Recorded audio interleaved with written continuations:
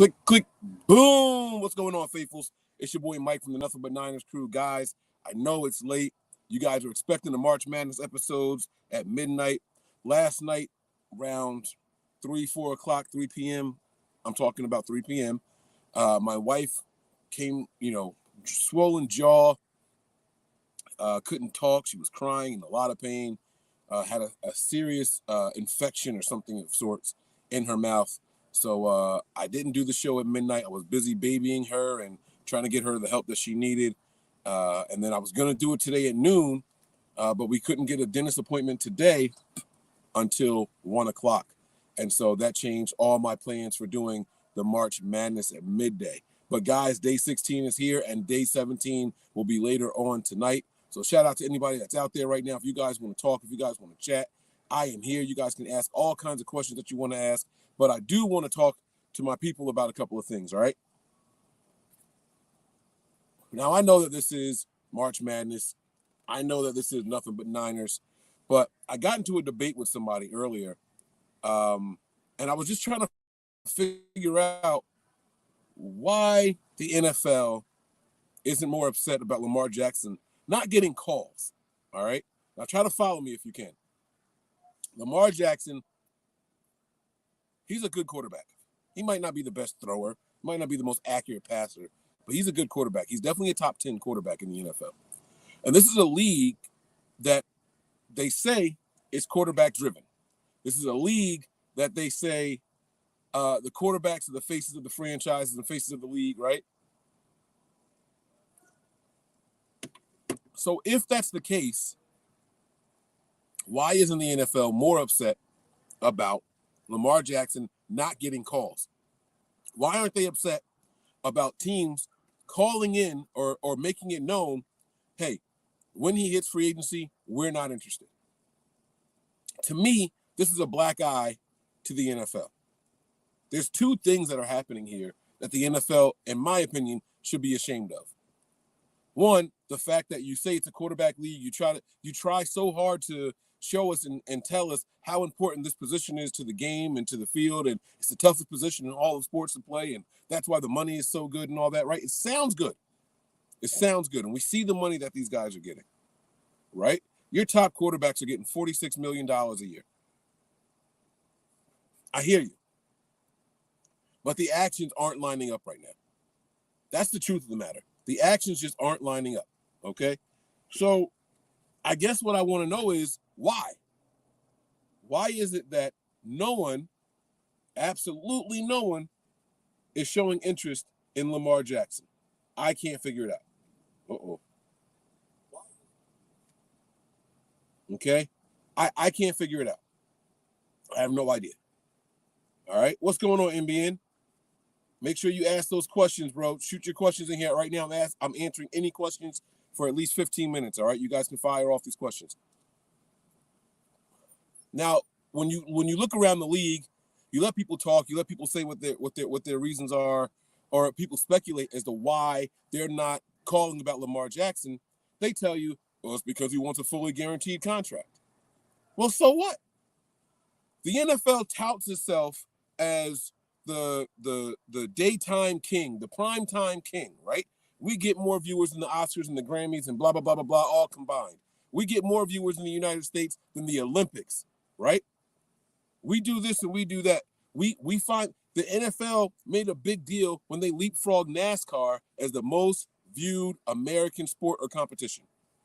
They made a huge deal of it, right? You pass baseball, you pass basketball, and you pass NASCAR. You are top dog. But the complaint that people have for not signing Lamar is, well, it's because he wants a guaranteed contract. Well, let me ask you this, NFL. How many top players in the other sports that you leapfrog, that you were so proud about, are getting fully guaranteed contracts? I'll tell you the answer. All of them. All of them. These NBA players that are the top dogs, fully guaranteed contracts. These baseball players that are top dogs, fully guaranteed contracts. NFL players, no. We make more money than y'all, but no. We're not going to do it. Make it make sense. Somebody out there make it make sense. You guys start sending the questions in. Kirion, I see you in here. Thank you for the support, man. NBA and Pineapple, I thank you for the support as well. Do we go after Lamar? In short, no, we do not. The Niners don't have a need to go after Lamar. They have a really, really solid quarterback room right now. Lamar would add to that. Let me be very clear. But Kyle Shanahan was very clear about the whole a guy who runs like Lamar but throws like Drew Brees, and Lamar is on the opposite end of throwing like Drew Brees. So, that's what it is. And listen, I see this comment here. It says roster sizes. I get it. I didn't say everybody. I said, do the top guys have fully guaranteed contracts? And the answer in every league that is the top 5 is yes. They all have fully guaranteed contracts. NBA, MLB. I don't know what's going on in hockey. I apologize for not knowing my hockey salary cap things and all that. I don't know. But if the quarterback position is so important to the NFL, like they say it is, the NFL should be outraged that Lamar Jackson isn't getting any calls from any other teams, and they shouldn't have a problem guaranteeing the money for the top most important position in your entire league, and that's the quarterback position. You don't want to guarantee everybody. Hey, that's fine. That's cool with me. But stop patting yourself on the back as this big dog, this national conglomerate that can't be touched by any other sporting agency and all that shit. I don't want to hear it. When boxers go into the ring, guess what? Their money is guaranteed. You win, you get a bonus, but their money is guaranteed. When these UFC fighters who have been crying and complaining for years that they've been, I don't want to say the R word, but they're being taken advantage of as far as salaries and all that go, even when they step in the ring, their money is fully guaranteed. How can you be king like you claim all the time and you don't want to pay your biggest players and the faces of the franchises? Make it make sense to me. I don't get it. Don't tell me about salary cap implications and all that shit. I looked it up today. I had a long conversation with my guy today. We looked it up, and guess whose contract is not fully guaranteed? Look up Patrick Mahomes' contract. Look up Patrick Mahomes' contract. Okay, when he signed that big ass $500 million deal for 10 years, right? He only had $63 million guaranteed. And so in that conversation, it was, well, why aren't teams doing that? Why aren't teams giving quarterbacks fully guaranteed? And he said, the person I was talking to said, it's because of cap hits. Because the cap hit. Well, the truth of the matter is, even though he had only $63 million guaranteed, his cap hit is higher than that.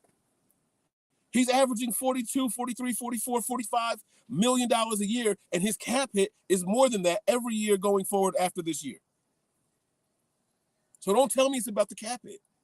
It can't be about the cap hit because Patrick Mahomes had a $63 million guarantee, and his cap hit is going to be more than the $40-something million he's making every year, that he's averaging on every year.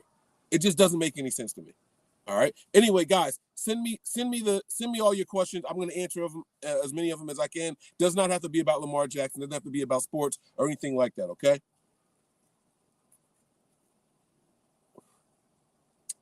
Pardon my wave says, what QB has gold teeth grills and gets a $200 million contract?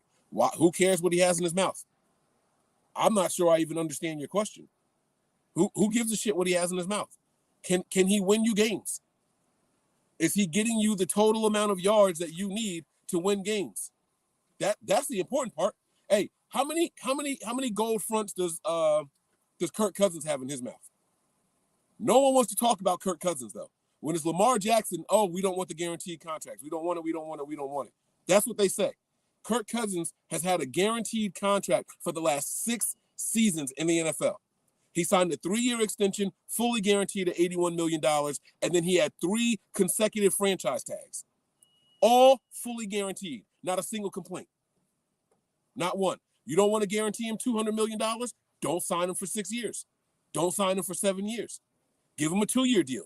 Give him a 3-year deal. He even went on to say that he had an offer on the table for 3 years, $133 million. If he turned that down, then hey, that's on him. But the fact that other teams aren't calling about a talent like that is absolutely ridiculous. It makes no sense to me. It makes no sense to me. And no, teams don't get to dictate what the players do with the money. They don't get to dictate that. If that's the argument, then they're idiots. Teams don't get to do it. How many hundreds of thousands of dollars do you think guys like Lawrence Taylor spent on cocaine? Michael Irvin spent on coke and drugs and whores and shit. Stop it. Stop it. Stop it. And none of y'all can tell me any trouble that Lamar Jackson's ever been in. If you're worried about him buying jewelry with it, then you got to go somewhere. You got to go somewhere. That is terrible. That is a terrible thing to say.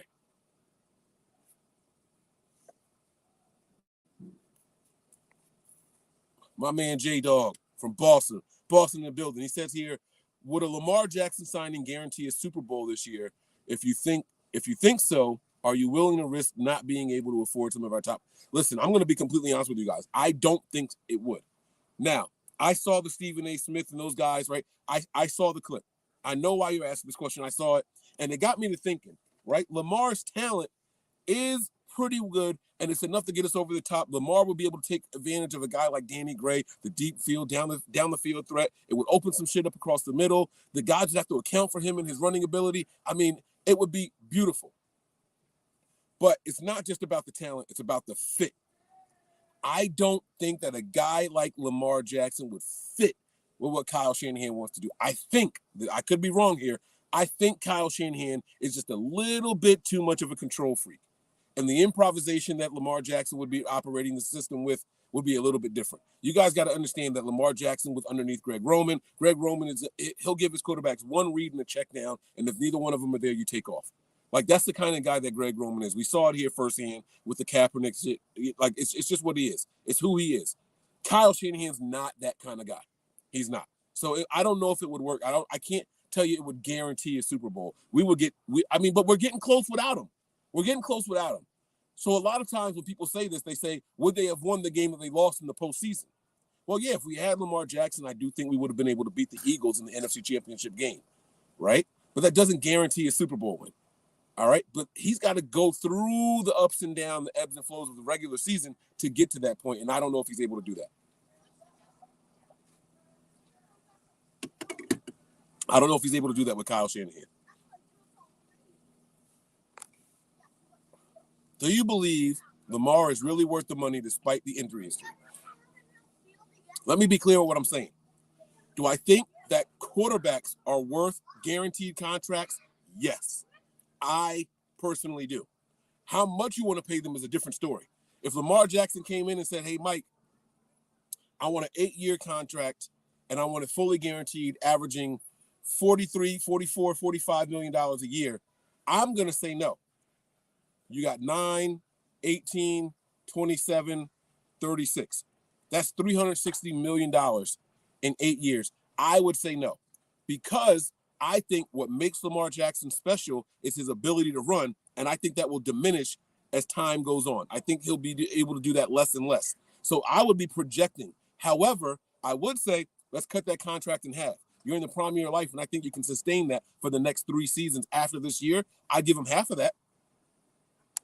I'd give him 4 million, 4 years, $180 million a year, fully guaranteed. Absolutely. You know, I was talking earlier, and it was how many yards does Lamar Jackson throw for a game? I said, I don't know. Let's just pretend it's only 175. Let's say he runs for he passes for 175 yards a game. That's really low on NFL averages and standards. But if he runs for another 100, he's up at 275, and that's league average for a game for quarterbacks. So it doesn't matter how he's getting you the yards as long as you guys are moving the ball up and down the field.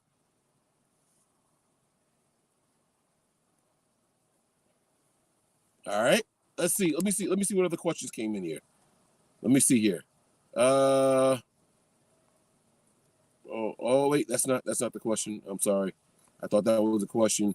Do the Titans trade for Lamar? I don't know. I have no idea what's going to happen with Lamar Jackson. I honestly think that he's going to end up staying in Baltimore. As far as I know, and I could be wrong here, I believe their backup is also out now, right? So I don't know that they have anyone solid in there. I think their plan is to have Lamar, and this is information, other people share the same thought. I was talking to somebody earlier. I told you guys that like 5 times already. And his thought was, Mike, they're just waiting for someone to make him an offer that he agrees to, and then they'll match the financial part of it and turn down the trade picks. So if that's the case, then that's fine. But don't tell me that front office doesn't want to do the work. The fuck are we paying the front office people for then? Their contracts are guaranteed. You're guaranteed to make your money if you're the GM and whoever's in charge of the finances. You're salaried. That's guaranteed money. And you're saying that you don't want to sit down and do the work to figure it out? Get out of here. Get out of here. Absolutely no. Absolutely no. That's bullshit.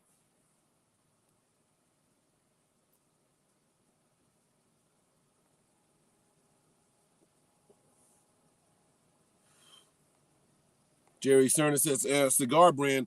I actually don't remember. It says Nestor. I can show you. This is a nice medium pool here. Nice medium pool. 6 shades. Thank you very much, Rob. These are the Versace's. Thank you very much. All right. All right. Do you think we go after C.J. Gardner-Johnson? And what position would he play? I don't think they go after him. I think the Niners have been trying to develop some people on the back end of that defense for a while now. So I don't think they go after him, though. I don't think that they go after him. I'm sorry. I wouldn't be upset if they did. He would be a hell of an addition to the team, but that's it. No, this is not a joint. It is a cigar. I don't smoke that stuff. I don't smoke ganja.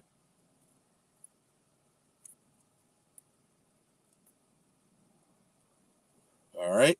Let me see what else we got here. All right, here we go. Is Isaiah Oliver our Jimmy Ward replacement? Do we think Womack can start at nickel? Very good question. I'm going to tell you why I think it's a good question, because of what you said on the back end as well. All right. I think Oliver is not so much Jimmy Ward. I don't know if they're going to move him to safety. I wouldn't move him to safety, but he can play inside and outside.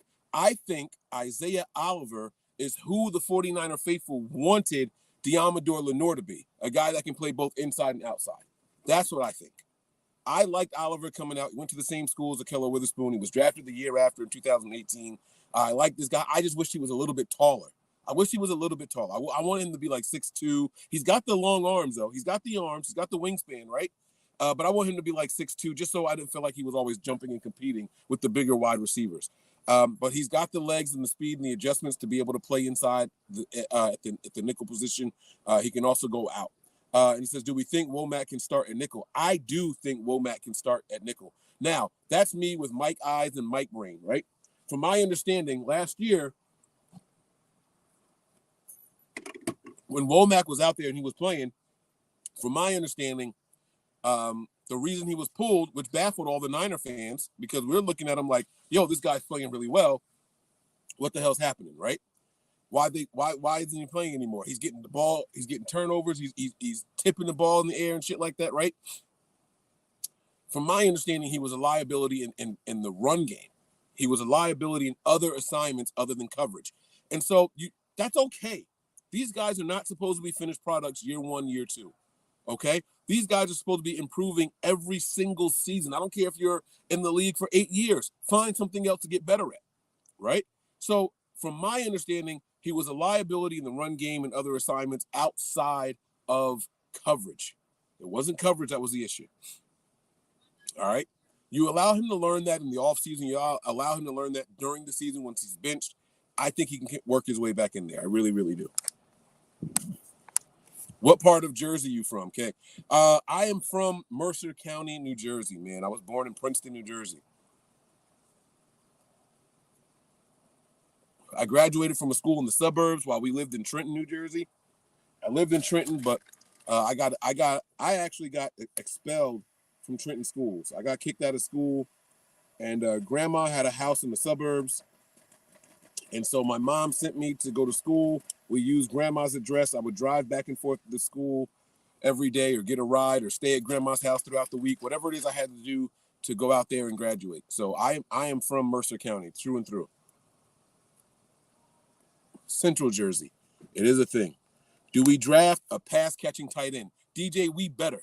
We better, man. We better. The Niners need help at the tight end position so bad. Don't be surprised if we draft 2 of them. Don't be surprised if we draft 2 of them. And I've noticed the last couple of drafts, because I've been paying attention to tight ends, there's some good guys that are at the bottom of the draft or even undrafted. Even Jelani Woods, I thought would have been a phenomenal addition for the 49ers. And if I'm not mistaken, I think he went to the Colts. He's 6'8", right?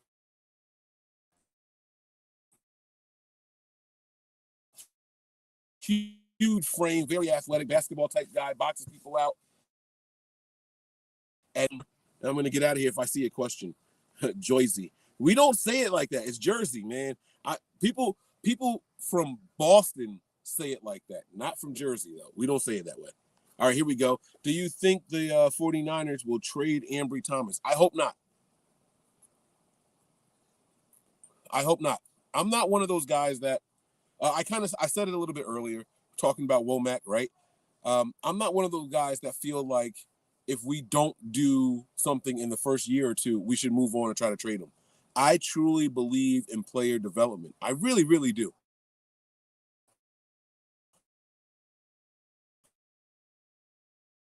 Believe in player development, then we got to have a little bit more. Three things. All right. Compensation. The player has to have value for other teams to even want him. And then do we have enough bodies to replace him? I don't think all three of those answers are yes. And so that's why we can't do it. All right. Malone says, I missed a few questions. If you have Eric Davis on again, if you have Eric Davis on again, if he were to move to safety, would what? I don't know what that is. I'm sorry, bro. Do you draft the pass? What question did I miss? Is that a joint? I said no already. Those are the only questions that I got. So maybe it's my connection. But either way, guys, I'm going to get out of here. I appreciate you all for chiming in. Good, solid 20-minute show. I will be back tonight for a regular show. It's Thursday, so we're going to try to do another one, okay? We're going to try. If I can't do one, it doesn't matter. I will be back at midnight. This is March Madness, day 16. Day 17 will be at midnight East Coast time, so about 5 hours and 20 minutes, 5 hours, 10 minutes from now. All right, we will be back at midnight for another midnight edition, day 17 of March Madness, man. All right, so if you guys want to come back, have some fun with me. East Coast guys, I hope you all enjoyed this one. I'll see y'all there, all right? Peace.